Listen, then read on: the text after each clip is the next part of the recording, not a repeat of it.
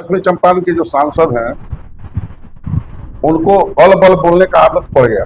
अब हम लोग उनका उपाय करेंगे अल बल बोल करके, हम छोड़ेंगे नहीं। 20 साल के शासन में बेरोजगारी बढ़ी है, महंगाई बढ़ी है, अपराध बढ़ा है, भ्रष्टाचार करके महागठबंधन का समर्थन कीजिए। वो चोर हैं जो बिहार में सरकार चला रहे हैं। आप देख रहे हैं कि बिहार खेद खेद करके पीट रहा है। अधिकार यात्रा ने न सिर्फ कांग्रेस बल्कि बिहार के सभी महागठबंधन दलों और बिहार समेत पूरे देश में एक नई ऊर्जा और जोश भर दिया है। आज हमारे साथ बात करने के लिए इस यात्रा पर विशेष मेहमान पूर्व विधायक व कांग्रेस से लोग, चाहे वो विजय संकल्प यात्रा हो, जन आशीर्वाद यात्रा हो, सरकार बदलो यात्रा, लेकिन पहली बार जब हमें वोट का अधिकार मिल गया उसके बावजूद भी वोटर अधिकार यात्रा करने की कांग्रेस व महागठबंधन दलों को क्यों आवश्यकता पड़ी है? देखिए, ये वोट के अधिकार यात्रा है, वोट अधिकार यात्रा। इसका मतलब साफ है कि 2024 में उसी वोटर लिस्ट से पूरे हिंदुस्तान में लोकसभा का चुनाव हुआ और प्रधानमंत्री नरेंद्र मोदी फिर दोबारा प्रधानमंत्री बन गए। उसी वोटर लिस्ट से बिहार में विधानसभा का चुनाव होने जा रहा था। उसमें यह निर्णय लेना, वोटर लिस्ट पुनरीक्षण कार्य और वोटरों का नाम काटना कहां से उचित है? अगर यह गलत था तो आपको 40 सांसद का रिजाइन करवाना चाहिए था और फिर से लोकसभा का चुनाव बिहार में और विधानसभा का चुनाव साथ करवाना चाहिए। अगर एक संवैधानिक है, सही है, तो उसी वोटर लिस्ट से फिर विधानसभा भी होना चाहिए। अगर गलत था तो उसी समय पुनरीक्षण होना चाहिए था।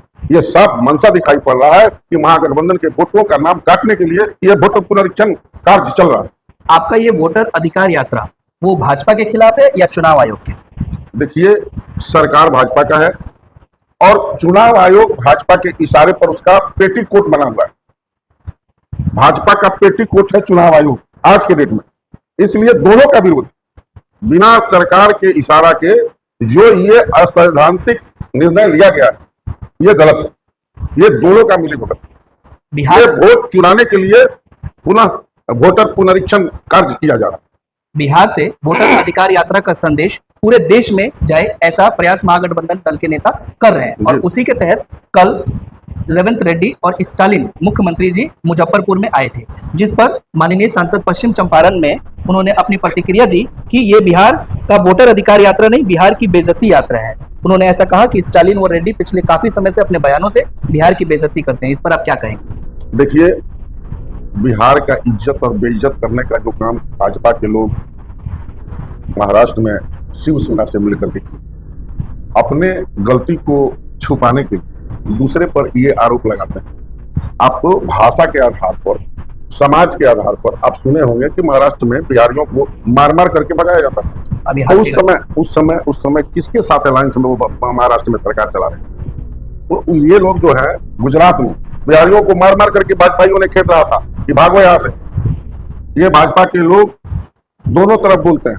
गुजरात में बिहारियों को गाली देते हैं और भगाते हैं, महाराष्ट्र में शिवसेना से अलायंस करके गाली सुनवाते हैं और ये सफाई देते हैं रेवंत रेड्डी और स्टालिन के बारे में। यहाँ पश्चिमी चंपारण के जो सांसद हैं उनको अल बल बोलने का आदत पड़ गया। अब हम लोग उनका उपाय करेंगे अल बल बोल करके, अब छोड़ेंगे नहीं।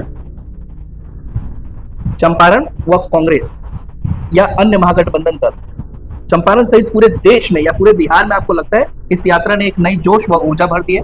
निश्चित माननीय राहुल गांधी जी के इस यात्रा से बिहार में एक नया संदेश गया है, युवाओं में संदेश गया है, महिलाओं में संदेश गया है, सभी लोगों में एक संदेश गया है कि ये ठग लोगों का 20 साल के शासन में बेरोजगारी बढ़ी है, महंगाई बढ़ी है, अपराध बढ़ा है, भ्रष्टाचार बढ़ा है। आप लोग सजग होकर के महागठबंधन का समर्थन कीजिए, नहीं तो ये लोग सफेद पोस्ट चोर हैं जो बिहार में सरकार चला रहे हैं। आप देख रहे हैं कि बिहार के मंत्रियों को लोग खेद खेद करके पीट रहा है। अगर वे बहुत लोकप्रियता उनका बना रहा था तो इन लोगों को पीटने की आवश्यकता नहीं थी। कल होने वाली वोटर अधिकार यात्रा के लिए क्या आप लोगों की तैयारी पूरी कर ली गई है? और हमारे दर्शकों को उसकी रूपरेखा या हल्के में बताइए कि रोड शो होगा या प्रेस कॉन्फ्रेंस होगा या मीटिंग्स होंगी या किस तरीके की यात्रा? देखिए, ये वोट अधिकार यात्रा, इस यात्रा में कुड़िया कोठी से हमारे जननायक राहुल गांधी जी चलेंगे, सुप्रिया सिनेमा रोड होते हुए, स्टेशन चौक होते हुए हरि वाटिका गांधी स्मारक तक जाएंगे। वहां दुर्गा जी के मंदिर में पूजा पाठ करेंगे, महात्मा गांधी को माला पहनाएंगे और अपने महागठबंधन के साथियों को 10 शब्द से संबोधित करेंगे। वहां से यात्रा निकलेगी जनता सिनेमा चौक के लिए, उसके बाद कविवर नेपाली पथ पर जाएगी, सागर पोखरा चौक पर जाएगी, वहां से इमली चौक होते हुए नौतन के लिए रवाना हो जाएगी।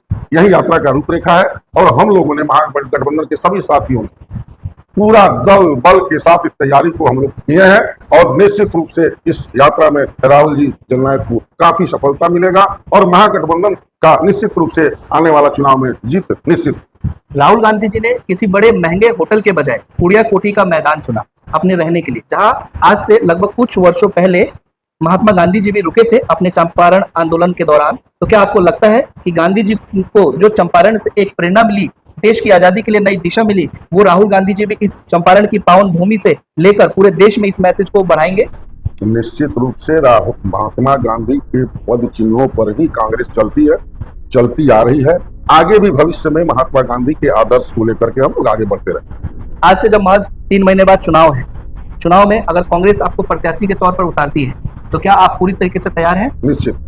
चलिए, ये थे हमारे साथ श्री मदन मोहन तिवारी जी, जिन्होंने पूरी रूपरेखा वोटर अधिकार यात्रा के बारे में हमसे डिटेल में बातचीत की। इसके लिए उनका बहुत बहुत धन्यवाद।